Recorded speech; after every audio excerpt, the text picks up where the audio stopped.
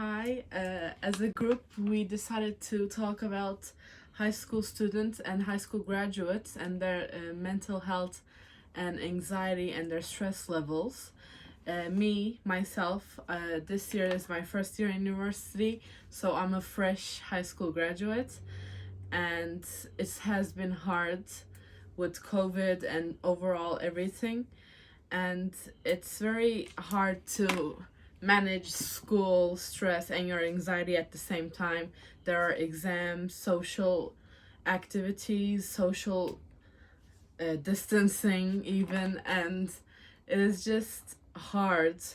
Um, myself, I have social anxiety, and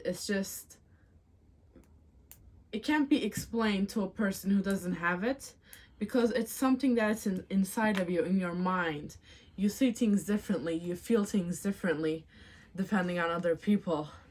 And there are some examples of anxiety triggers in school, after school, anytime. Social stressors, teachers, friends, bullies, overscheduling, lack of family time, lack of sleep, work that's too hard or even too easy, homework problems, poor diet, and lots more to come. There's just a lot going on in this day and time, and there's just pressures to fit in school, around your friends, in new situations, the pressure to achieve something, to make your family proud or to make yourself proud. There's just even the pressure of social media. You check your phone for 5 minutes and you see other people having fun while you're having no fun and you're studying or even doing something else, or the lack of friends you have. Everything is just a trigger. Anxiety, especially, has been a top complaint among students of any age, no specific age at all. It has been going non-stop for years and years and more years to follow. Students conclude that their anxiety stems from school and their academic standing and the pressure that comes with that. It is very important for students to achieve something so they can have a better future for themselves, for their families, and everybody else. Anxiety and stress can also be described as a never-ending cycle. This cycle keeps on going. It is not something that can be overcome easily. It is a state and mindset that is and has been a global issue for centuries. It is not an illness, so there is no medicinal substance that can solve it, but there are some stuff that can alleviate the symptoms that you may be experiencing. And no one has yet found or come up with a solution to this day. Students spend most of their years in school, and because of that, anxiety and stress just becomes a part of their daily routines. And my father, he's a teacher, and I would like to ask a few questions to him, because in an educator's point of view, it is very important for them and how they try to make us feel. Thank you for coming. It's nice to be here. Thank you for inviting me, Deniz. As a teacher yourself, how do you think your students are experiencing stress or anxiety? Well, now actually, it's the worst time. It's never been like this the entire time that kids have been learning in school.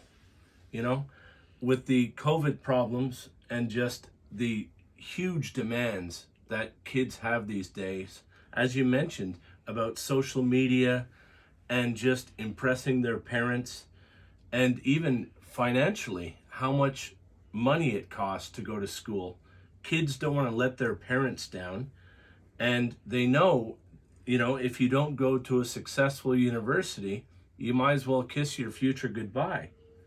I mean, everyday stress that some of my high school students are having is simple things, like there's too many deadlines set for kids. For example, next Thursday, I want a 500-word essay on global warming. However, global warming changes every day. I mean, the facts and the figures that come out every day, kids have to keep up with these things. In my day, I mean, we had to look at an encyclopedia. But you guys are lucky now that you have the internet and you have many things to look at, but that gives you more stress because everyone has the same tools now. Okay? Do you have any ways of helping your students cope with the stress of being a student? Well, I use a lot of examples from just you and I in many ways, the way we get to talk things out. I tell the kids to talk to their parents, because their friends may change over high school from grade 9 to grade 12. Their best friend in grade 9 may be their worst enemy in grade 12, for some reason or another. And with this social media, the way kids react to each other, it's hard to talk to a friend. That's where anxiety comes in. You may not want to open up to a friend because that friend may post it on Instagram how vulnerable the person is, and then the problem gets 3 times the size it should be. How did you cope with stress when you were a student? Sports. I played a lot of sports.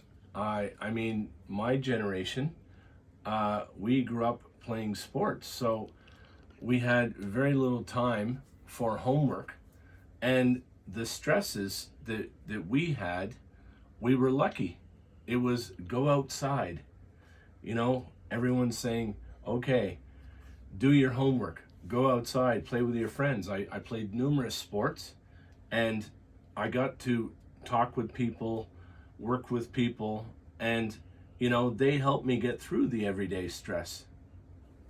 And lastly, you as a father of a recent high school graduate, how do you think your daughter's stress and anxiety levels have been these couple of years? Oh, they have been up and down like a tsunami. I'll tell you, they have gone up and down. It has been anywhere from, Daddy, I'm not going to university, to Daddy, I got into Bilgi. And, it's terrible the way, other people discuss this sort of thing because every kid is different. And, my daughter from 13 years old to 18 years old changed.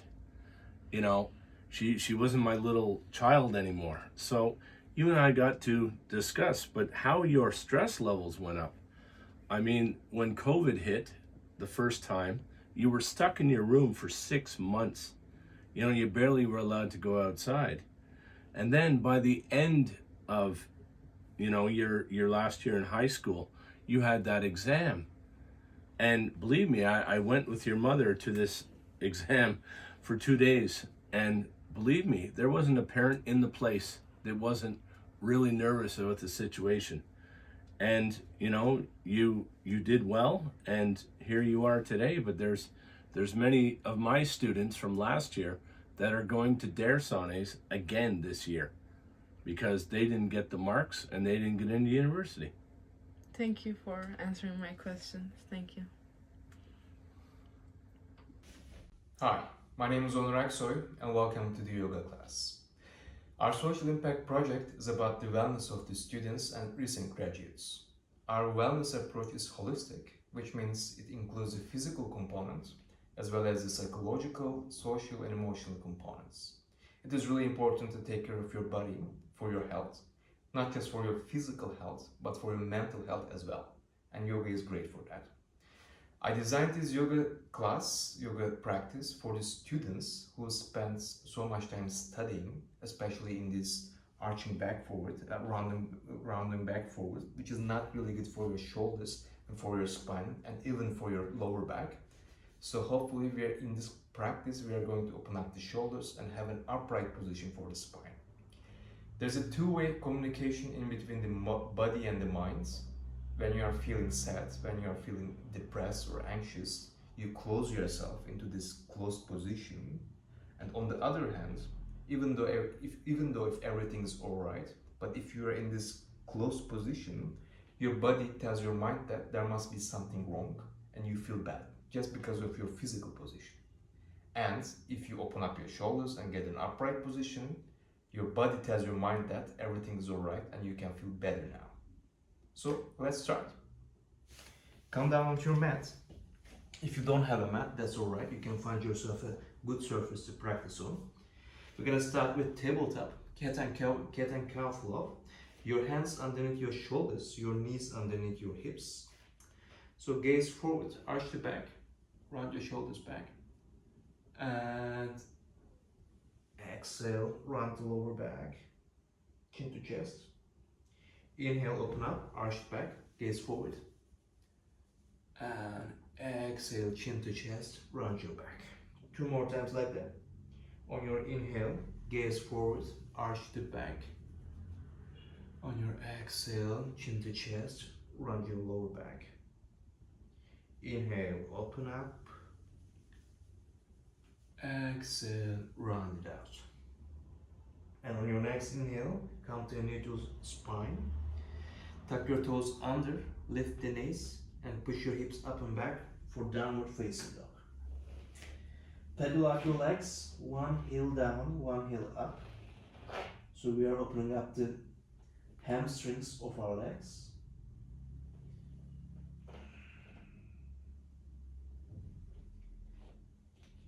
And find a stable downward facing position. Inhale, lift your right leg up, bend the knee, open up the hip. Exhale, step your right foot forward in between your hands. Lower your left knee down, come onto your fingertips, check the alignment of the legs, make sure that they are hip distance apart. And rise, take your hands to your hips, sink your hips down, so you're gonna start feeling the quadriceps of the left leg, which is really good. And keep your low abdominals engaged to keep your lower back safe. Reach the arms up for the low lunge. Bend the elbows for the cactus arms, your elbows in line with your shoulders. And run, take circles with your elbows.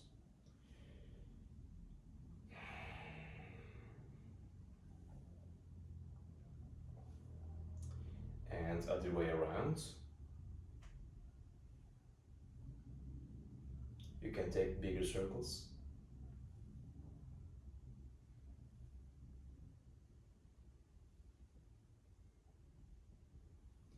And reach the arms up.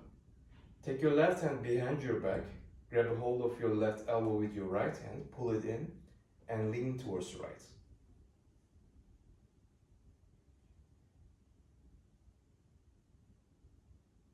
Use your breath to open up your left side body. Keep your chest open and keep leaning back as your hips sinking down.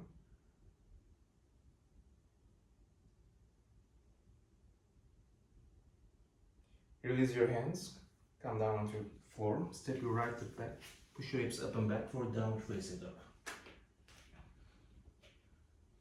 Lift your left leg up, bend the knee, open up the hip. Step your left foot forward to the inside of your left hand, bring your right knee down. If you cannot make your left foot forward easily, you can use your hands to move it forward. And check the alignment of your legs. Make sure that they are hip distance apart. Inhale to rise and reach the arms up. Take the cactus arms, your elbows in line with the shoulders.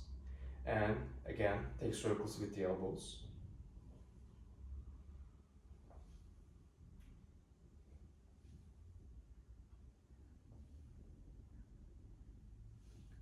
Change the direction, other way around.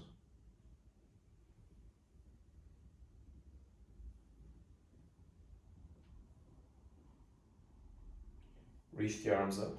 Take your right hand behind your back. Take hold of your right elbow with your left hand. Pull it in and lean towards the left side. Keep leaning back. And use your breath to open up your right side body. This feels good.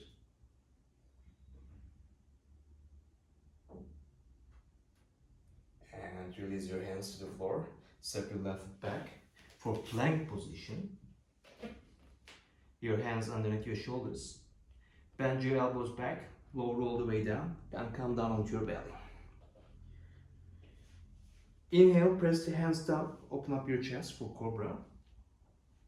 Exhale, come back down. We're gonna do 2 more times like that. Inhale to open up your chest for cobra position. Exhale, lower down. One last time, and we're gonna hold. Inhale to open up and hold this position. Keep breathing, rounding your shoulders back.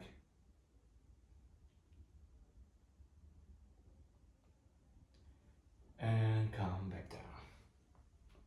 Press yourself into tabletop. Your hands on your knees. Tuck your toes under. Push your hips up and back for downward facing dog.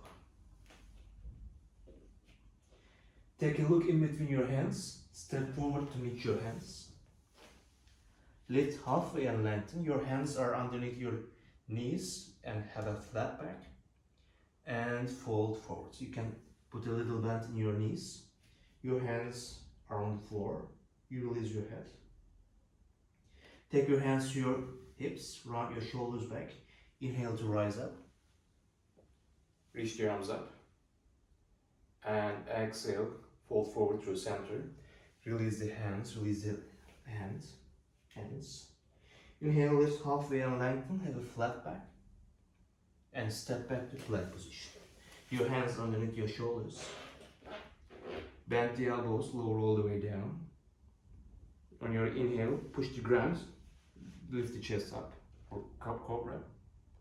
And lower all the way back down. Push yourself to the tabletop on your hands on your knees. Tuck your toes under. Press your hips up and back for downward facing dog once again. Gaze forward, step forward to meet your hands. Inhale, lift halfway and lengthen. Have a flat back. Exhale, fold forward. Release your hands, release your head. Take your hands to your hips, round your shoulders back. Inhale to rise all the way up. Reach the arms up, lean slightly back. And exhale, fold forward. Release your hands, release your head. Inhale, lift halfway and lengthen. Have a flat back, round your shoulders back. And step back to plank position. You have strong arms and strong legs, use that. Bend your elbows, lower all the way down. Inhale to open up your chest, round your shoulders back. And downward facing dog. Press your hips up and back. Look forward, step forward to meet your hands. Lift halfway and lengthen, have a flat back. Exhale, fold forward. Take your hands to your hips, round your shoulders back. Inhale to rise all the way up. Reach the arms up, lean slightly back. Exhale, fold down to your center. Release your hands, release your head. Inhale, lift halfway and lengthen, have a flat back. Step back to plank position. Strong arms, strong legs. Bend your elbows, lower all the way down. Inhale to lift your chest up, round your shoulders back. And press your hips up and back for a downward facing dog. Great. Hold the position, keep breathing. Pull your right knee into your chest, step your right foot forward to meet your right hands. Come up onto your fingertips and make sure that the legs are hip distance apart. This time your left knee is off the ground. Inhale to rise up. Make sure that your right knee is on top of your right ankle and hips are squared with the front of your mat. And reach the arms up for high lunge position. Great. Interlace your hands behind, round your shoulders back, and try to lift the hands as much as you can and keep leaning back.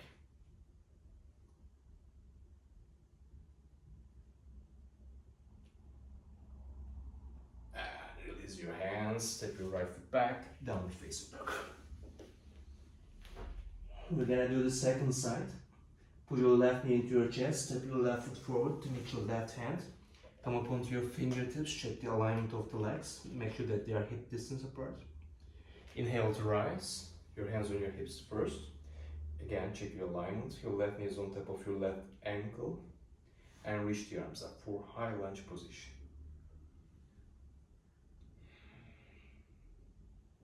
Interlace your hands behind. As much as you can, straighten the arms, lift the hands as much as you can and lean slightly back.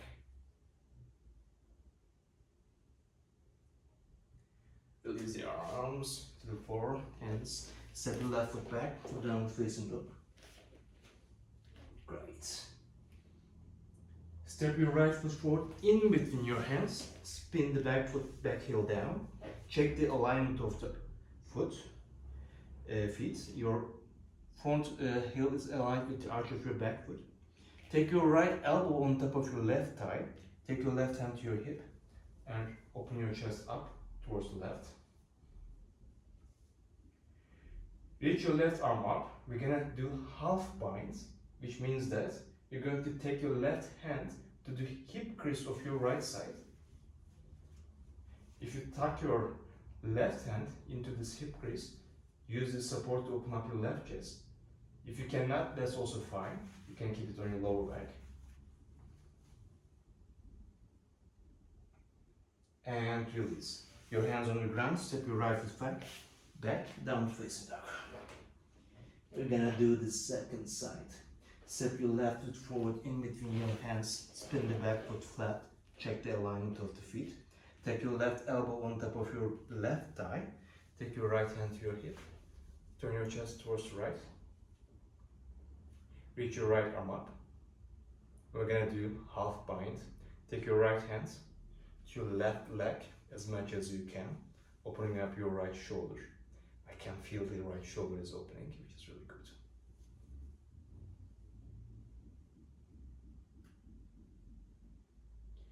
And release. Your hands on the floor. Step your left foot back for plank position. Bend the elbows, come all the way down. Press the hands. Inhale, chest open. And down face the dog. Press your hips up and back. Nice. Step forward. Lift halfway and lengthen, flat back. Exhale, fold forward. Your feet are as wide as your mat. Turn your toes out and sink the hips down from Malasana. Your elbows to the inside of your legs. Press your hands together to open up your shoulders back. This is a great position, not just for your spine and for your shoulders, but also for your hips as well. Sometimes I study in this position, which is really good, actually, for 10 minutes or so, not too much.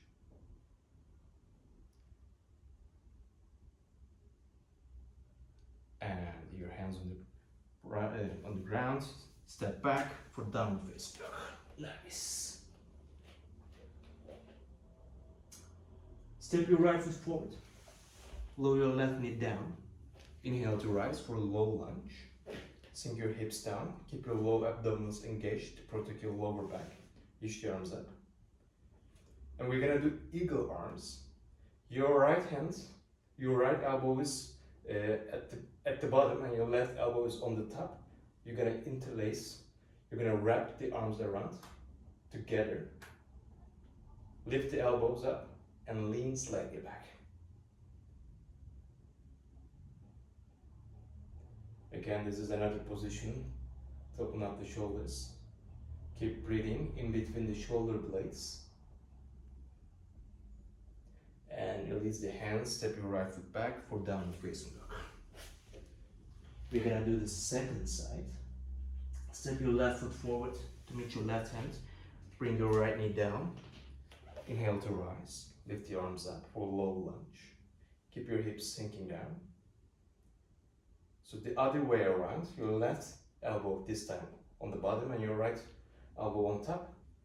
Wrap the arms around, lift the elbows up and lean slightly back. And make sure you keep breathing.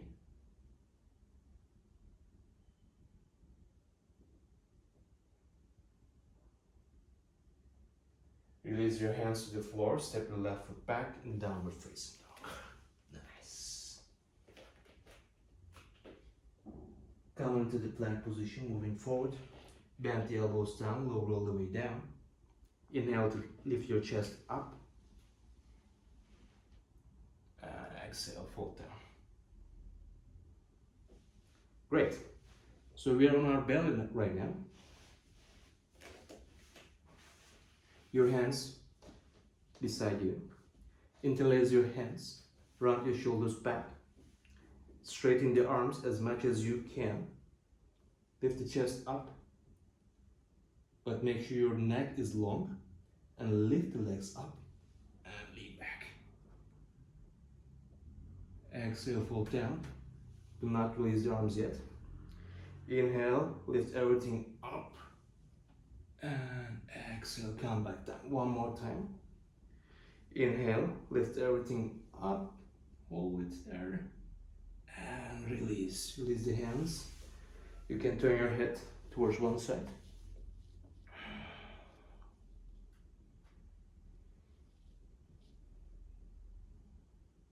Just rest for a moment before we move on.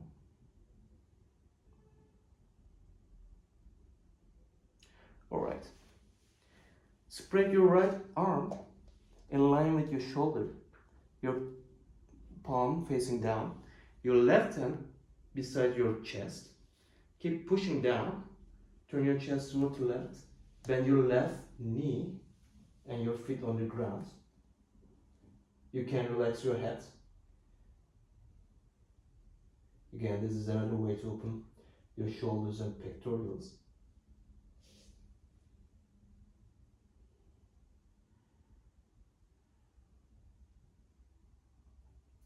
Come back down.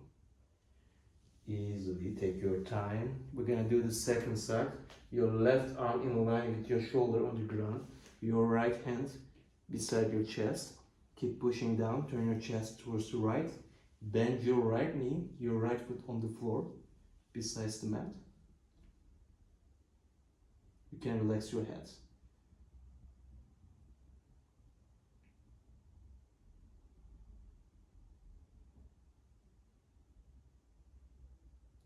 And come back down. Take your time. You don't have to rush. Both hands by your chest. Press yourself up for tabletop and seat back. Nice. Reach your legs forward. Extend the legs forward. Pull your right knee in. Step over your right foot to the outside of your left leg. Hug your right knee inside. Take your right hand back. We're gonna turn towards the right. You can take hold of the left knee with your right knee with your left hand, or if you can tuck your left elbow to the outside of your right knee. With the long spine, you're turning towards the right.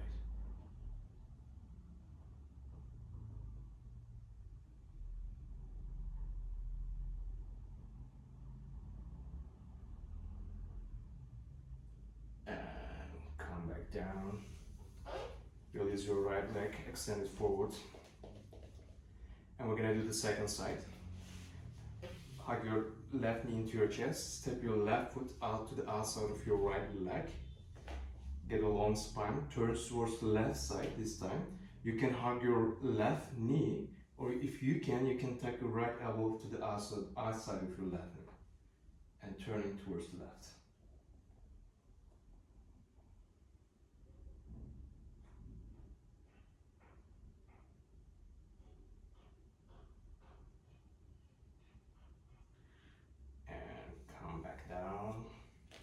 Release the legs, shake them out. We're gonna do one final position, forward folding. You're gonna extend the legs out, widen them out. First, take a long spine and then fold forward as much as you can.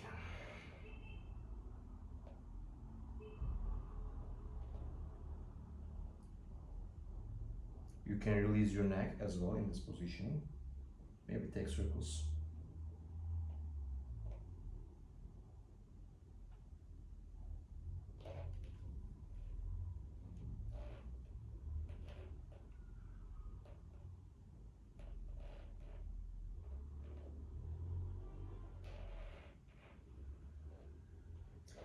And rise. Lie on your back for the final resting position, Shavasana. I'm gonna end the video here, but You can rest in this resting position as much as you can. I suggest at least 5 minutes. Thank you very much for practicing with me. Namaste. The life of a student can be a stressful one.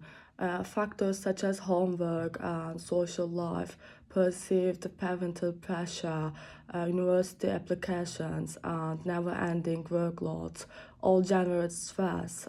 Chronic stress can also lead to poor academic achievement, increase the likelihood of dropping out of school, and diminish motivation. Therefore, both students and educators need to recognize what the triggers are and what they can do to better manage everyday school stress. Well, what causes stress at school? Teachers use homeworks for two things, and engaging their students outside of the classroom and covering topics that they don't have enough time to teach in class. Too much homework can result in burnouts, less active learning, students feeling overwhelmed, and can stop them from committing to their other responsibilities actually. The other thing is overscheduling and extracurricular activities help students build confidence and explore hobbies and develop values such as teamwork and responsibility. Yet an increasing number of students are reporting overscheduling as a cause of their stress. It's a simple case of time poverty, too much to do but not enough time to do it. The other thing is poor sleep habits. Students are meant to have 8 to 10 hours sleep a night. And students are feeling stressful because of their academic responsibilities, and this is a cause for their lack of sleep. And prolonged sleep deprivation can also result in the development of the mood disorders and weakened immune systems, with more doctors and diagnosing stress related issues, and poor sleep habits result in lower concentration, poorer memory, and can negatively impact academic performance. And another thing is parental pressure. This one is more for the parents and maybe doing more harm than the good. For example, if the first thing parents ask their child after a day in school isn't how was your day, but it's how did you do on your math exam, and they are emphasizing the fact that they place more importance on their grades over anything else. Consequently, and students are resort to cheating and are sleep deprived and have lower self-esteem as well as increased stress and anxiety levels due to a fear of failure. Mood disturbances represent only some of the prevalent mental issues and experienced by college students. Others include serious problems like suicide, eating disorders, and addiction, actually. Mental health professionals stress that the importance of talking about such issues, but students tend to consider these stresses a normal part of college life. In other cases, they may lack the time and energy, will, money to seek the support they need. One of the psychological disorders caused by stress is depression, and depression is a mood disorder that involves persistent feeling of sadness, hopelessness, and loss of interest in previously enjoyable activities. People experiencing depressive episodes may also experience mood swings and sleep disturbances and appetite changes and headaches and body pains that have no physical cause. As academic stress increases, students become more susceptible to depression symptoms. And if students can't identify depression as the cause of their symptoms, they may not be able to sufficiently treat them, making it tough to focus on classes or other everyday activities that they would normally enjoy. The other disorder is anxiety, and everyone experiencing anxiety from time to time, and however mounting ongoing feelings of worry, tension and panic can interfere with daily life. When your daily life is disrupted, anxiety crosses the line to become a medical condition. However, when long bouts and stress occur, there is an increase in cortisol and corticotropin and present in the body for longer periods of time, and that boosts in the presence of hormones and is what leads to clinical anxiety. Students with anxiety can experience significant pain with symptoms like breathing problems, stomachs, headaches, and make them unable to come to the university. And some students fear from the faculty, so they absent from the institution. The other thing is suicide. Suicide is a prevalent pattern of thinking or planning one's own death by one's own hand, and many students experience frustration and doubt, of course.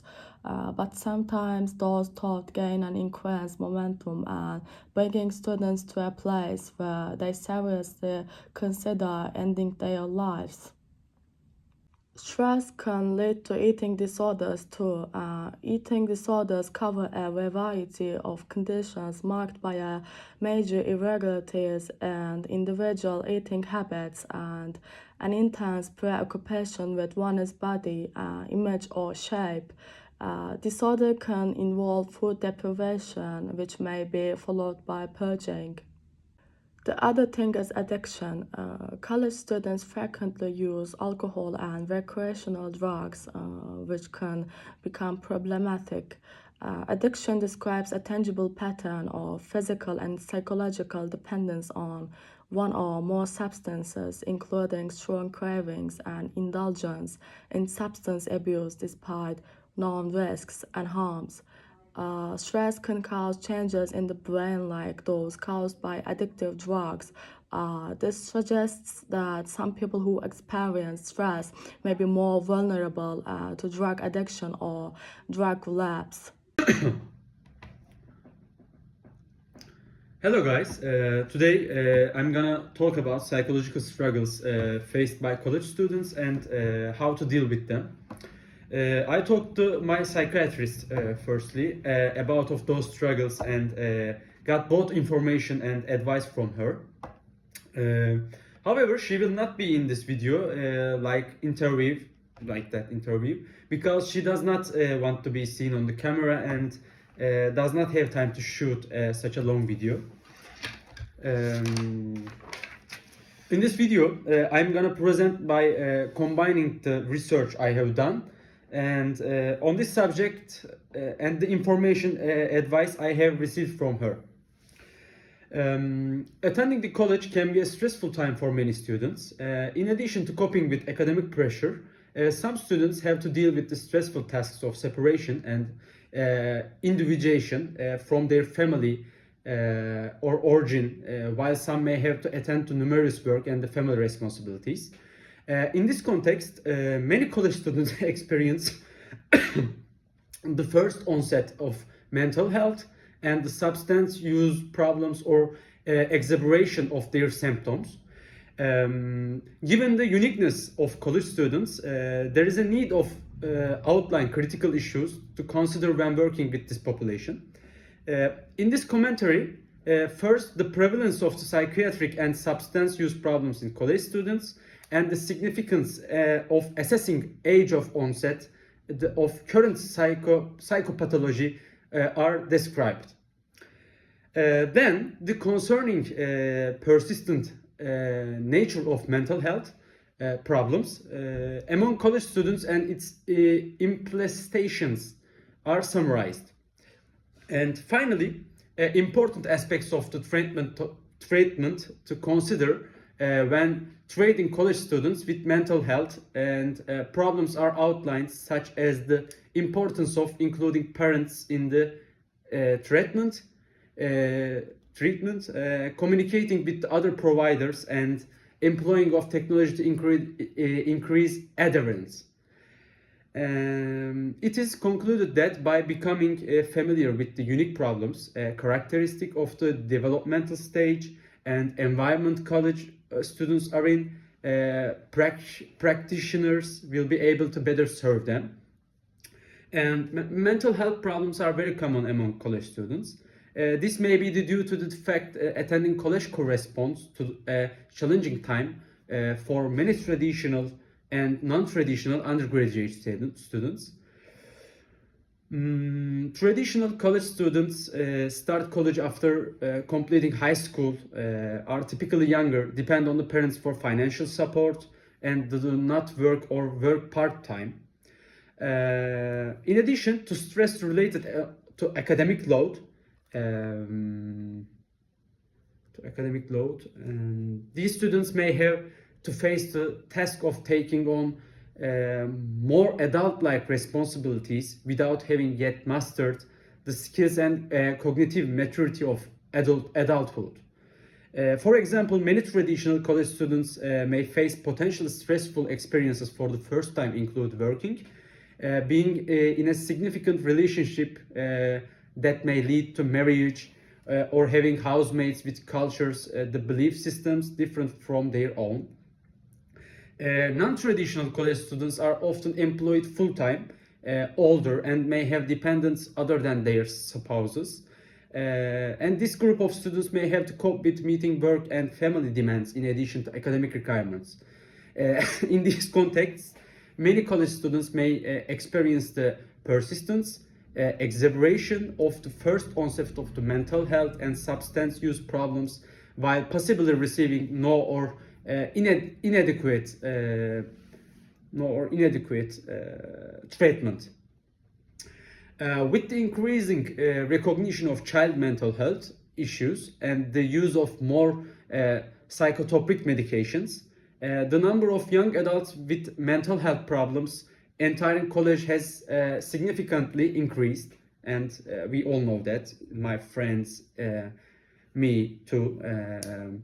For example, in a survey of 2074 institutions, and 88% of counseling center directors reported an increase in severe psychological problems over the previous 5 years, including learning disabilities, self-injury incidents, eating disorders, especially, and substance use and sexual assaults too.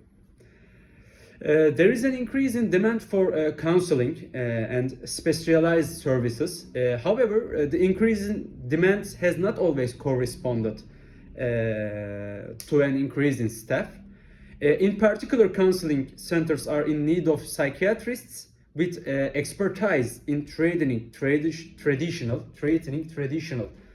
as well as non-traditional college students, two groups with specific age-related characteristics and challenges. In this commentary, the prevalence of psychiatric and substance use problems in college students, as well as their common onset, will be described in it. Next to worrisome persistent nature of mental health problems among college students and its implementation will be discussed. Finally, important treatment considerations for traditional and non-traditional college students will be outlined. I want to talk about supporting mental health in the college students and on and off campus. My psychiatrist parted in two ways. This is the some of them is on campus, some of them is off campus, and she gave me 5 main idea about of this. First one is take care of health and well-being. A good physical health has a direct correlation to the increased mental well-being. To care mental and physical health, incorporate healthy foods, physical activity and social support into daily life. Understanding the connection between the mind and the body helps in effectively managing the mental health care. These mental health and exercise recommendations are a good place to start. And the second one is the time management. We are talked about in our first presentation about the paper, and I told you I have very bad time management and very bad problems about time management. About time management, effective time management during in the pandemic proved to be a critical skill.